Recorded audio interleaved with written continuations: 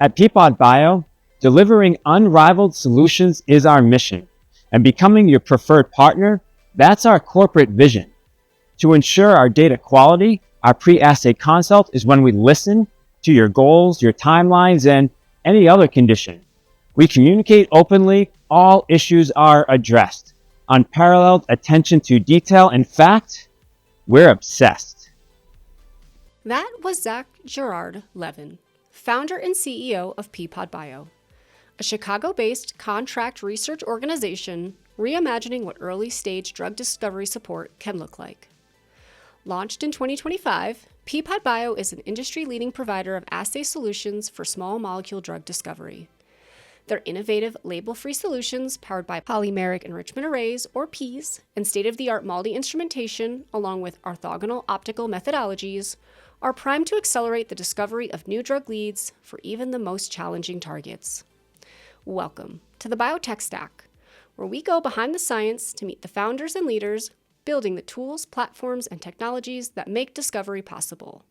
From lab automation and AI-driven research to genomics, diagnostics, and clinical technologies, we cover the full stack, from the R&D bench all the way through the clinical lab. I'm Corinne Regan, your host, and in today's episode, I'm joined by Zach Gurard-Levin, founder and CEO of Peapod Bio. Zach is a scientist whose career spans organic chemistry, surface chemistry, and epigenetics. He trained at the University of Chicago and the Curie Institute in Paris, before finding his true calling in contract research, blending his knowledge of chemistry and biology. Zach shares the story behind Peapod Bio's founding and how their P platform, combined with MALDI mass spec, is giving drug hunters a faster and more flexible alternative to legacy screening technologies. Zach also shares his work on the SLAS Board of Directors, his passion for training the next generation of automation-savvy scientists, and a glimpse into why he gave a conference talk entirely in rhyme. Let's get started. All right, Zach, well, thank you so much for joining us on the Biotech Stack today. I want to jump right in, and I'd love it if you could walk us through who you are and a little bit about your background. Sure, and thank you, Corinne, for this opportunity. I'm very happy to be here and having this conversation with you. So I am a scientist who loves creative problem solving and meeting new people. And it turns out that working in contract research actually satisfies both of those passions. And it's funny because I wasn't always interested in contract research, and I didn't even really know that it was an option. I'm somebody who tailors things with a specific purpose in mind. So when I did my training, I did organic chemistry at the University of Chicago, getting my PhD, developing surface chemistries compatible with MALDI mass spec for high throughput screening. Characterizing enzymes that were the lysine deacetylase family, but I didn't know anything about the biology. So then I did a postdoc fellowship at the Curie Institute in Paris, France, with Geneviève Almusny in a chromatin biology and epigenetics lab. And I thought I can take the chemistry and the biology and go to a drug discovery company and really help along the entire timeline of the drug development process. And while I was looking for new opportunities, I was recruited back to Biotech, which was a company spun out of my grad school lab, to be their chief scientific officer. And I found that being in contract research is exactly where I can integrate the chemistry and the biology training. And I realized that that's where I'm supposed to be. And I helped grow that company to acquisition in January of 2023. Oh, wow. So that was a CRO then? That was also a CRO, yes. Okay, that's amazing. So then what happened after the acquisition? So soon after the acquisition, the technical team from Biotech was looking for new opportunities. And I don't know, I'm going to give a quote. Did you ever watch The Office? Oh, so much Office. Towards the end, I think it's the last episode where Ed Helms' character, Andy Bernard, says, "I wish there was a way to know you were in the good old days before you've actually left them." And at Biotech, we used to talk about that quote because we had something really special. And it's not just the technology and what we were able to do as a company, but it was the team and how much we loved working with each other and for our partners. And so when we had this opportunity, the whole team was looking for new jobs. We decided, well, why not get the team back together? And so we did. And we knew that we know the market, we know the assays, we know where to bring value. In fact, the name Peapod Bio actually comes from how well we work together. We're like peas in a pod, both internally and externally. And being experts in surface chemistry, we developed some innovative platforms that we're calling polymeric enrichment arrays, or PEAs. So that also helps contribute to the name, which is a technology that we're using for assay development and high throughput screening. Gotcha. So is the workflows that you specialize in, are they different from the original company, or is it like an evolution of? It's a similar workflow. So we're still a contract research organization, and we focus on biochemical and biophysical assay development and high throughput screening to support small molecule and now even some peptide drug discovery. So we offer traditional methodologies that you could get probably at many different CROs, your typical alpha lysa, HTRF, any of the optical solutions. But we also have this unique platform that combines our polymeric enrichment arrays, or the PEAs, with state-of-the-art MALDI instrumentation. And we use that for measuring biochemical activities and binding interactions. So these solutions are supporting target validation, hit identification, and hit or lead optimization efforts.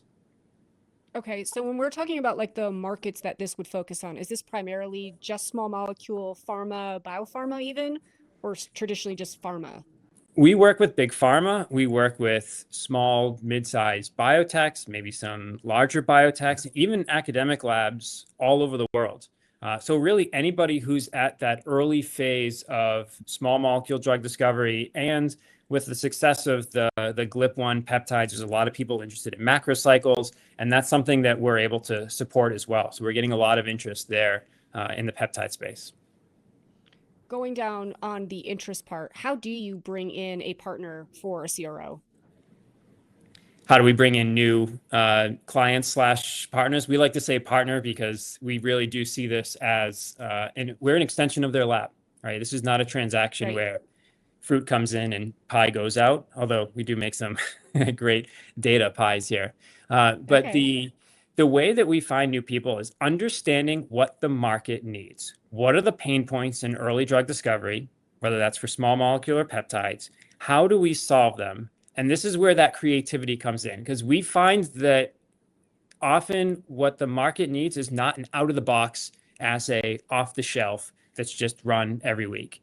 They have something that is, they have a very specific question in mind, and they need assays and solutions that are tailored to address that question. So everything we do is customized and tailored for that partner. And many times people will come to us and say, we have a target, but we don't know how to assay it. It's never been tested before. And we're all scientists here, so we like these challenges. And we'll take a day or two, come up with ideas, present it back, oftentimes do a feasibility to de-risk the program before we get started. And we have a very high success rate of going from those initial feasibilities into what we would call, a true contract or a fee-for-service work. Okay, and what is a timeline on a traditional project? I'm sure these vary wildly, but is there an estimate that you can put into like this is the medium amount of time we would need? Sure. I think because we touch on so many points in the early drug discovery process, if it's assay development, just a few days. If it's a full screen, depending on the number of hundreds of thousands of compounds, it could be 1 to a few weeks. But I'll tell you, one of the things that we really pride ourselves on is rapid turnarounds for these design, make, test, analyze cycle type experiments, where every week we'll get compounds that arrive through some delivery company in the morning, and our partners are getting data that afternoon. So it allows them to feed into, maybe it's the medicinal chemists for that next round of iteration, or maybe it's even some AI or predictive models that we can provide some experimental data to improve that next round of testing. Gotcha. Continuing on the idea of these partnerships, not only are you making partnerships with the clients who are bringing in their compounds, but because this is high throughput, it's multi-mass spec, these are really complex technologies.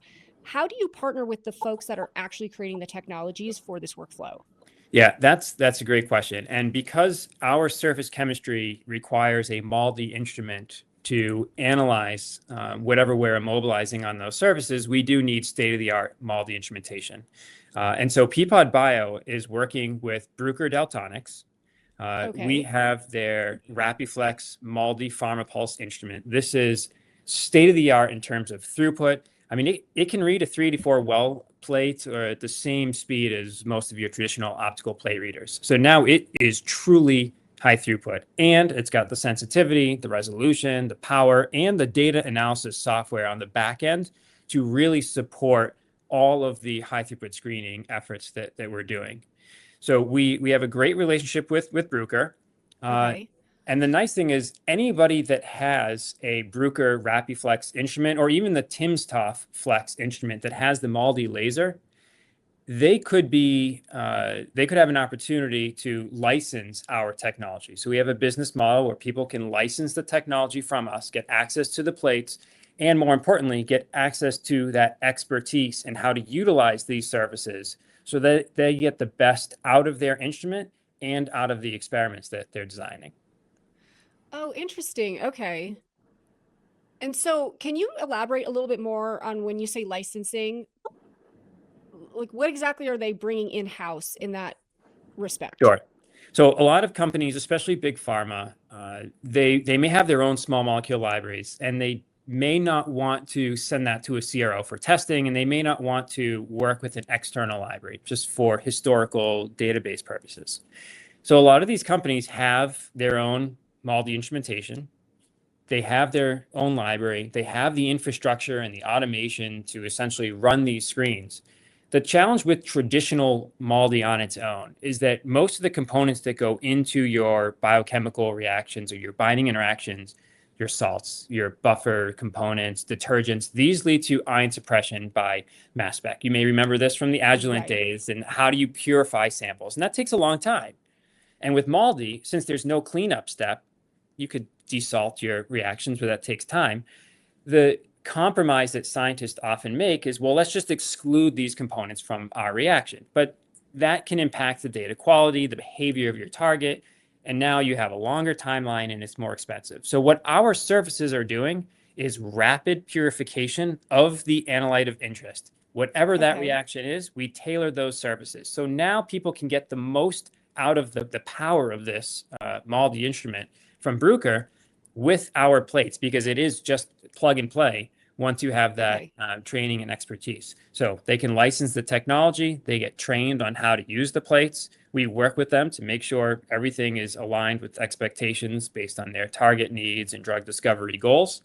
And then they can purchase plates from us and use it to screen internally. Just out of curiosity, from a business model perspective, how much are you seeing as people using this as a CRO service and how much are licensing? Or is the licensing really strictly big pharma because they're the ones that have the infrastructure for this? It's usually the majority is definitely fee for service on the CRO model, but we do Okay. have a few groups that just would rather run these experiments internally, and it's mainly because they don't want to send their compounds out. Right? It's a proprietary library, and even though we wouldn't be able to know what they have in there, it's still something that they may have regulations that they can't send their library externally. So if companies are looking to screen, let's say over 1 million, 2 million compounds a year, then doing it internally is a great model for them. Okay. Peapod also announced that you had a recent partnership with a company called Enamine. Can you provide a little bit more details on this partnership? Sure. So Enamine is the world's, say, leading provider of small molecule libraries. And in small molecule drug discovery, your data is only going to be as good as the library that you're screening. And so we talk about the quality of our assays and the power of our instruments, but if you don't have a quality library, it's garbage in, garbage out. So the great thing about Enamine is that not only do they have high quality libraries, and we have a diverse collection of their libraries here on site in Chicago. And so it gives Enamine's clients access to cutting edge technologies for screening. And it gives our partners access to the high quality libraries along with millions of other compounds for hit expansion and even powder backup for any validation experiments. And enamines, the way they work, they are communicative, they're proactive, they very transparent in how they work. They're very quick, rapid, they respond to your emails right away. So they share a lot of the same values as Peapod Bio. And we've been working with enamine for a number of years. They are a fantastic group. And so that's really how this partnership got started. And we're looking forward to watching that grow. With so much sharing of information, this particular library bringing back data information to your clients, do you have a data management program that you rely on, or does it vary by partnership? It varies. We find that a lot of our partners have their own data management software. So oftentimes when we run a screen or even just test compounds, we upload data into their own internal ELMs or whatever it is that they're using, database software. And because we're a CRO, we don't have a single database where screen number 1 is compared to screen number 2. Everything is firewalled. So that way, company X who screens the library, that data is theirs. And that is not shared or communicated or anything with any other project. Gotcha. Is there any thought to bring something in-house that's more of a, we own this data management system and that's something that we would then be able to share to all of our partners? Or does the way it work now work? You know, we've talked about this with a number of software providers, and most of these operate where every user needs to have a license. So if we were to pick one software solution, if our partners have a different one, then they're not compatible and it doesn't work. So maybe there are other software providers or solutions out there that can help those things communicate, just like we're seeing different automation instruments communicate. Right. Maybe there's something on the software side that can be done as well. Yeah, I feel like integration in this sense is a huge value. Okay, but a license is somewhat of that bottleneck there. Yes. That makes sense. Right. Trying to changing topics a little bit here. So you host your own podcast. It's called Get Your Head Out of Your Assay. Super cute. Love the name. I'd love to hear a little bit more about why you started the podcast and what you're trying to get out of the guests that you bring on. Sure. Let's just say I've had my share of get your head out of your assay moments, and each one of them very critical in shaping who I've become today. I remember I was very fortunate when I was younger, and in high school over the summers, I had an opportunity to work in a lab at Tufts Medical School in Boston doing biochemistry. And one of the first things that I was taught there was how to weigh an Eppendorf tube, right? Round bottom, flat top, on a very small balance. And so these were empty tubes, and they just flip it upside down because it stands flat on the balance. So that's how I learned how to weigh those. After an entire summer of expressing and purifying a very precious protein reagent, it was time to weigh it at the end of the summer. So I put it in the Eppendorf tube, and what did I do? I turned it upside down to weigh it on the balance. Now, it didn't spill. I made sure that it was closed. But what I learned there is that the solvent that we had used for the protein could essentially eat or digest the plastic that was on the cap, but not the plastic on the tube. Now, this was a long time ago. Things have evolved, and it's now, I think, the same plastic all over, but at the time. And so I learned very quickly, essentially, the risk of having that plastic in your sample would have ruined everything I did that summer.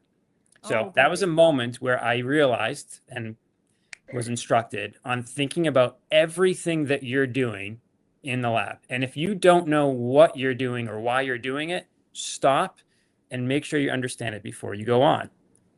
Fast forward 30 or so years, I still see oftentimes or hear stories where very experienced scientists will maybe overlook something because they're following a protocol.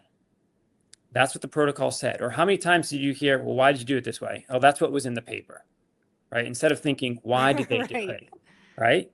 So Get Your Head Out of Your Assay is a web series, podcast, whatever you want to call it, where we talk to assay experts about the nuances of assay development and how to think beyond just what's going in the well or the protocol. So, for example, our very first guest, we talked about cadence of liquid handlers.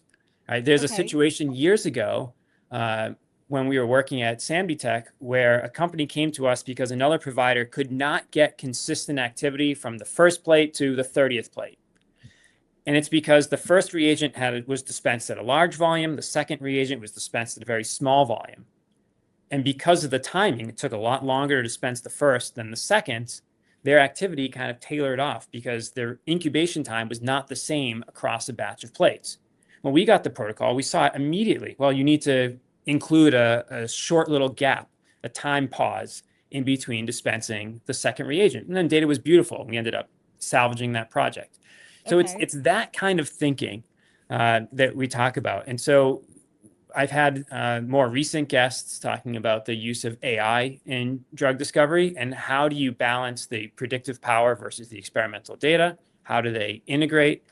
We're going to talk about automation and how do you think about what the robots are doing and how does that impact your experiments? So it's really just trying to get scientists to take their head out of what they're doing right at the bench and think about the entire drug discovery process really in a more comprehensive manner. And hopefully that leads to more aware and more critical thinking that higher quality data, and we accelerate that timeline in the drug discovery process. So based off this thought process, I'm interested to hear your thoughts then of like autonomous labs that are somewhat taking over that critical thinking aspect, or at least that's what it seems from my end. What do you think about these new autonomous labs that are developing? I mean, there's a few that popped up right out of SLAS. They gave tours about, you put it in and you say to do this protocol, and robot arms and automated systems are taking over everything. What's your thoughts? Yeah, well, the nice thing about these is that they have great activity logs. So it's not like a person where, getting back to that example of the two different reagents, you might not know in the protocol that the person just added for reagent number 1 to 30 plates and then immediately reagent number 2 to 30 plates. Whereas with the instrument, you'll see the start time and end time. So if you do see some sort of abnormality in the data, you might be able to figure this out, why. But you're right, it does bring up a little bit of some concern because you're taking away a lot of the critical thinking. Interesting. I'm curious to see how that side of the world continues to evolve. Again, going back to that, but you need still critical thinking when things don't go right. And where does that bottleneck happen? Maybe not for the early assay development, but for well-established, validated assays that just need to be run, where you can just click a protocol and it's already well controlled and you can measure success. That's probably where those are going to be, at least in the short term, used most. Gotcha. Talking a little bit more about SLAS. So you are a board member for SLAS. Can you describe what role you play there and how that kind of came to be? Sure. So for listeners who may not be familiar, SLAS, or Society for Laboratory Automation and Screening, this is a nonprofit organization that brings together scientists, automation engineers, drug hunters, data analysts, people together to essentially convene, discover, and innovate, and really co-create solutions for a healthier world. And I had the opportunity to go to my first SLAS conference and exhibition in 2017. And as somebody who was moving around from chemistry to biology and then Chicago, Paris, back to Chicago, I felt at home there. And the energy on the exhibition floor, the opening remarks, the keynote, I won't be ashamed to admit, sometimes walking down in that very opening ceremonies with the music going, it's a little emotional. And I think it's amazing to see so many people getting together to solve critical problems in human health and even beyond humans. So it's really an amazing organization. And so I started volunteering immediately. And my involvement escalated from looking at abstracts submitted for posters to I helped organize the online meeting during the pandemic years. I am a judge in the Innovation Avenue panel, which is for the startup companies to get some exposure at these conferences. And then about 3-4 years ago, I was elected to the board of directors. And what we're really doing there is providing support for the SLAS professional team, which is one of the best teams that I've ever worked with, and trying to think about how do we set SLAS up to support not just the scientists today, but 10 years from now. And this is a field that's evolving so rapidly. So how do we think that far ahead and strategically plan out how SLAS can provide resources, educational materials, anything that's going to help our diverse community be more successful? Okay, great. And then what role do you play on the board? Is it a specific role, or is it just all encompassing? It's a collaborative effort of all these great minds coming together to just form those programs over the years? It's a little of both. So this year, I was elected treasurer. So I'm currently the treasurer of the SLAS organization, and my term on the board ends at the end of 2026. And there will be an opportunity for new people to come on. But we are a collective group of 9 people that do work together, and there are some committees, but for the most part, we'll meet several times a year and have discussions all together about some of these programs. And one of the programs that we talked about, and I saw your episode with Vicky Louisi, the CEO of SLAS, talking about the Workforce Accelerator. This is one that Yes. I'm particularly proud of and really interested to see where it goes, because one of the challenges we're seeing is a lot of the newer jobs require some level of experience with automation, but it's very rare for students to get experience in automation in their undergraduate or even graduate labs. So we're hoping to fill that gap and provide hands-on training with some of these automation instruments that's more broadly applicable. So it's not just one vendor, one company or another. And these potential new applicants are much more valuable, much more marketable when they are looking for those entry-level jobs. And this Workforce Accelerator really could expand to not just the entry level, but more experienced, maybe re-educating people who are looking for career changes or maybe had a gap in their career and looking to come back. There's a lot of potential here, and I can't wait to see where it goes. That's an awesome program. Also, with automation, because it's becoming so much more of any scientist in a lab, you don't just have to be an automation scientist to do it. You're enabling people to expand their capabilities within their own space. That's a really cool program. So in addition to being part of the board of SLAS, you also exhibited at SLAS this year. I'd love to hear a little bit about your experience there as an exhibitor, but then also what was your vibe? Like, what do you see happening this season versus maybe last? And what does that mean into 2026? Yeah, well, I'll start with 2 words: record breaking. Right. So Okay. That's this awesome. conference, right, had the most number of exhibitors that SLAS has ever had at their conference, the most number of attendees. So even as we see some potential headwinds in the market, people are still coming to SLAS because they see the value of getting this community together. And so that was a fantastic opportunity for us at Peapod Bio to launch the company, to exhibit for the first time, because we had only started just a few months prior. So we did have a booth, and I'll say the entire logistics process with SLAS is so smooth and very well managed that even a first-time CEO can do it, very without much of a headache, incredibly stress-free. So we were That's able great. to. That's the team at SLAS that really makes that happen. So our vibe, and we did something a little bit different this year. We're trying, obviously, to raise awareness, brand awareness for the company. And so one of the things that we did, in addition to having the booth and a poster, and I participated in a panel that was hosted by Griner Bio One on the future of screening, is I gave a Spotlight Solutions talk that I did all in rhyme. And I think that's probably the very first science talk where everything rhymed and it was still science-y. But the goal there was to be memorable and to have people come back to the booth and say, I really enjoyed your talk. Can you do this? Or tell me more about this. And it worked. We had over 200 people stop by and get their badge scanned. And it is such a great community. And especially for us, that's the market where we need to be. So we're looking forward to a very long relationship with the SLAS group. I mean, all of those things, every sentence was just great to hear. So I love that.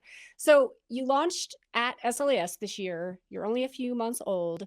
What does this 2026 year look like for Peapod Bio? What is the future of this incredible organization?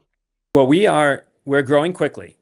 And I remember we had a client visit us maybe about a week after we had started.